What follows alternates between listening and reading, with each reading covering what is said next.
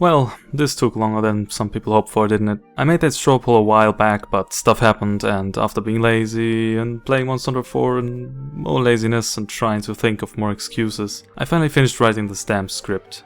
Yay! So, with this out of the way, let's get right to it, shall we? You might have already heard about it if you're conversing with the right part of the community, that is. Zegapain is a 26-episode story about Kyo, who's an avid swimmer and currently tries to get new members for his swimming club. One day he sees a girl standing at the top of one of the springboards, which he assumes could mean she's interested in joining the club. So she puts him into a seemingly different world to fight with a mecha against aliens. Sounds pretty retarded, huh? Well, that's basically just the first episode, and you soon find out that the show is primarily about sci-fi themes rather than action-heavy mecha fights. The show keeps you in the dark about a lot of things, so you might think to yourself once or twice how stereotypical this all seems to be. Wow, some teen and his love interest fight in a mech against bad guys. Never seen that before, huh. Well, for the first couple of episodes, you might be right about that. It does a pretty good job at keeping you in suspense about what might happen, until the plot twists start to reveal themselves. Because of their nature, I can't really tell you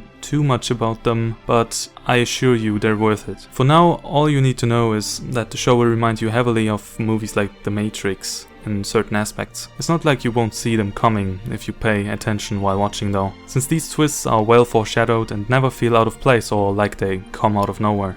It goes into several philosophical themes like what exactly does it mean to be human, or would you rather live with a comforting lie or the harsh truth? These themes made certain decisions of characters all the more entertaining and thought-provoking. Without spoiling anything, most of the story revolves around these twists as our main protagonist gets more involved with the actual conflict, while also dealing with psychological issues which involve relationships, may they be friendly or romantic, but also existential ones. All these aspects are nicely integrated and they never feel out of place. When the show focuses on one of these aspects, everything that happens besides the conflict later proves to be of significance for either the character development or the story development of the show, which is always a good sign of writing in my book. This ranges from a prior conflict Kyo had with his friends back in middle school about their swimming club to an AI that learns to love. As we find out more and more about this other world and the ones they battle against, the more involving the series gets. With the show being as twist heavy as it is, there will be sometimes situations where you'll scratch your head wondering how this all makes sense in the end. All these unanswered questions made me binge watch the show within a day.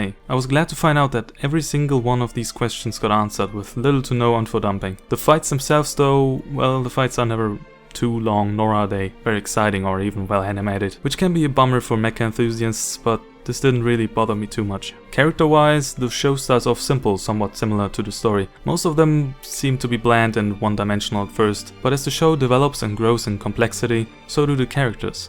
Our main protagonist Kyo goes through a couple of character development phases, while never going too far away from his initial light-hearted and optimistic mannerisms. He starts off kinda bland and sometimes even comes off as obnoxious. Then later on in the series he has some moments in which he genuinely seems to be losing himself, struggling with situations and seems depressed. The sad part is that the show never really goes too deep into that, and it isn't too long until he gets himself together again to fight for his future. Which is in my opinion kind of a bummer, because I personally enjoy such psychological downfalls of characters, but some might even like it that he has such strong will.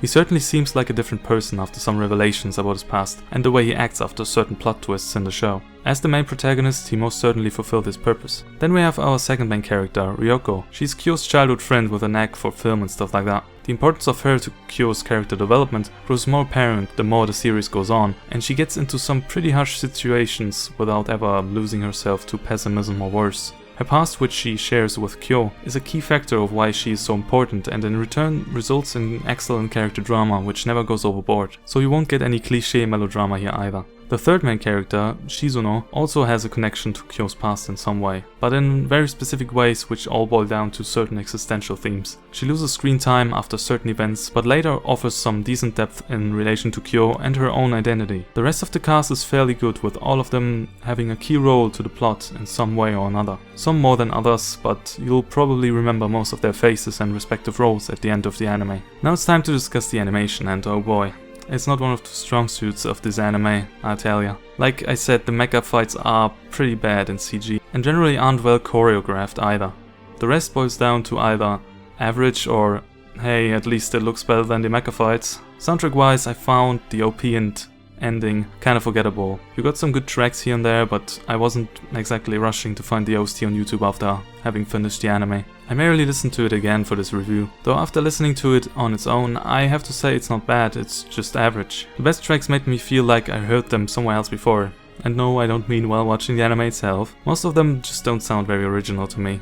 I'm not really a music expert, so what do I know? Overall, Zegapain is a highly recommendable anime, for sci-fi fans or even anime fans in general. I find it criminally underrated, and you should really give it a shot when you're feeling like watching something unique for once. Viel Spaß mit Zegapain and have a good one.